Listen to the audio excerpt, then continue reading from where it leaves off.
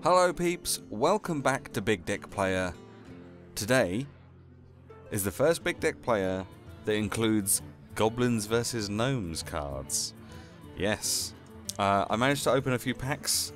If you've been watching this series for a while, you may have noticed that my gold count has gone down quite considerably. I think I've opened about 30 packs so far, just to get a few of the kind of the common and some of the rare cards. And we're going to take a look at one of the highest rated decks on Hearthstone.com that includes these Goblins versus Gnomes cards. And it goes by the name Miracle Mech Mage.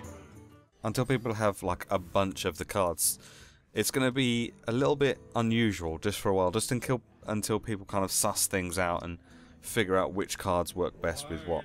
I mean, zoo locks and hand locks didn't really come around until much later after the game had been released, so expect a little bit of fluctuation with what cards are being used the most and which cards get used for certain combos and such. But let's start at the beginning of this deck list and work our way down from the top. So, we have, to begin with, 2 Ice Lance, because you're playing a mage, so having spells like this are pretty useful, especially when you factor in some of the other spells and minions that you have in this deck.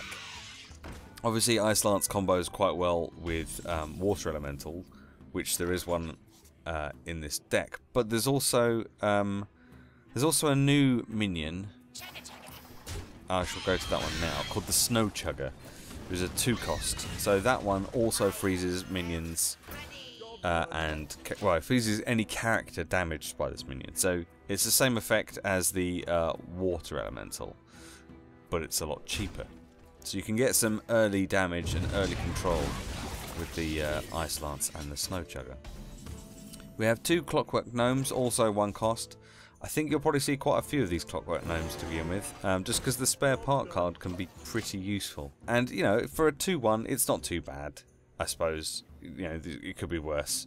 But the spare part cards are pretty useful. 2 Mana Worms, because you got a few spells in this deck, plus the spare part cards that you get from Clockwork Gnomes count as spells, so that can buff these as well. We have 2 Frostbolts, because it's a standard, I think, for most mage decks to have Frostbolts included. 3 damage for 2 mana is not too bad, plus you get the freeze, which can combo with the Ice Lance. Pretty good. 2 Mech Warpers. There's quite a few mechs in this deck, so having Mech Warpers are pretty useful. And it's a 2-3, which means it's got a little bit more survivability than if it was a 3-2, which means you can trade it a little bit more efficiently, and with that kind of spell effect that it has, means that you can get out some of your other mechs a little bit quicker and for a little less mana, which is always nice. Also at 2 cost, as I mentioned before, we have the Snow Chugger, and then we have Arcane Intellect. We've got 2 of these because we're going to need them cards. We've got quite a few low cost minions and low cost spells. We're going to need to get some cards in, and this obviously is a great way to do it because it combos quite nicely with the Mana Worms, giving them a little bit of a buff.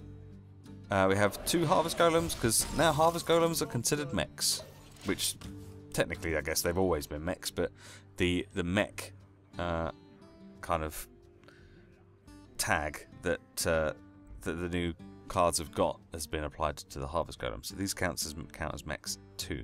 So this will profit from having a Mech Warper on the board. Also at 3 cost we have 2 Spider Tanks. A 3/4 for 3 is pretty nice. There's no special abilities or battle cries or anything with this one though, but it's a fairly solid card for 3 costs. Also at 3 cost we have a Tinkertown Technician. Let's try saying that 3 times fast. This is a great card because it's essentially a 4/4 for 3. Because you're more than likely going to have a mech on the board, even if it's only a Clockwork Gnome, which means a 4/4 for 3 is really good, and you get a spare part card in your hand too. So this is a great card. 2 polymorph, because we don't have a huge amount of removal. There's lots of minions and not too many spells. So we've got 2 polymorphs because you might need them if the game goes on for a little longer than you might like. So you might need some polymorphs to get rid of maybe a sludge belcher or something like that. 2 Goblin Blast Mage. I love these cards. I think these guys are great. I think I probably would have preferred it if it was a 4-5 instead of a 5-4, just to have that extra little bit of stability and be a bit more of a pain in the backside for priests. But the deal 4 damage is really good. If you can play this, I mean, I've used this when there's nothing else on the board and it just does 4 straight damage straight to the face of my opponent. Really good for early pressure. Really good. And if you can keep board control, that early pressure is going to be multiplied even more when after you've put this guy on the board, because then next turn he's going to hit for 5, and at turn 5 having things that are hit for that much are going to be pretty nasty. Also at 4 mana we have the Mechanical Yeti, which is essentially the same as a normal Yeti, only this one has a death metal which gives each player a spare part. Now spare parts, as I've mentioned before, can be really useful, and I like this card. I really do. I really like this card. The Chillwind Yeti has always been a strong card, so the Mechanical Yeti was always going to be strong too. As I mentioned earlier briefly, we have 1 Water Elemental. Only the 1 though, so bear that in mind. You're not going to get another one turn up, so if you get it in your opening hand, you might want to keep hold of it just so that you've got it there, because there is not going to be another one. And this is a fairly solid card for most mage decks. One thing I have found, there's a spare part card that allows you to swap your attack and health of a minion, which you can use on the water elemental, which will make your elemental hit for 6 instead of 3, which can be really good if you're going straight for face. At 5 mana we have Loatheb, because Loatheb is still an awesome card. Making your enemy spells cost 5 more for the next turn. It just throws them off completely. They might have this plan of what card they're going to be playing next and how they can do this and how they can do that, and it all goes out of the window as soon as you play this card, because they can't do half the stuff that they wanted to do. I love it. It throws them off completely, and then they have to kind of replan everything that they were going to do before. And it might mean that they can't play anything for that turn, because they might just have a handful of spells, and all those spells might be too expensive. So, plus it still means that you can escape from Pyroblasts and mind controls, stuff like that, on turn 10. If you get that far, it means that they can't play those cards, so that's fantastic. I love Loatheb. Really, really good. We have 1 Flame Strike for 7 mana, dealing 4 damage to all enemy minions. I would be tempted to put another one in, just because at the moment I'm seeing a lot of kind of rush style decks, because there's quite a lot of low cost mechs, and a lot of people are playing a lot of low cost mechs because they're a lot easier to get than some of the rarer epic and legendary cards when they're opening packs and stuff. So I would be tempted to put another one in. I'm not sure what I would replace it for though. Maybe a water elemental or a polymorph.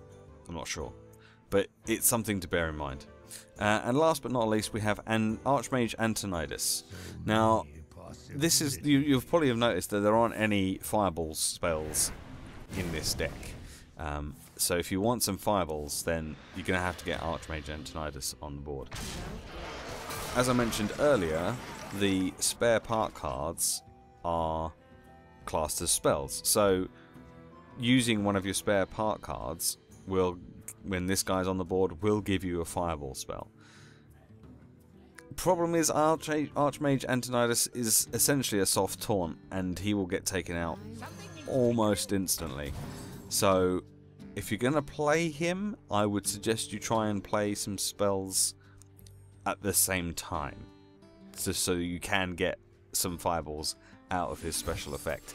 Otherwise, he's going to either get silenced or polymorphed or hexed, or he's just going to get killed.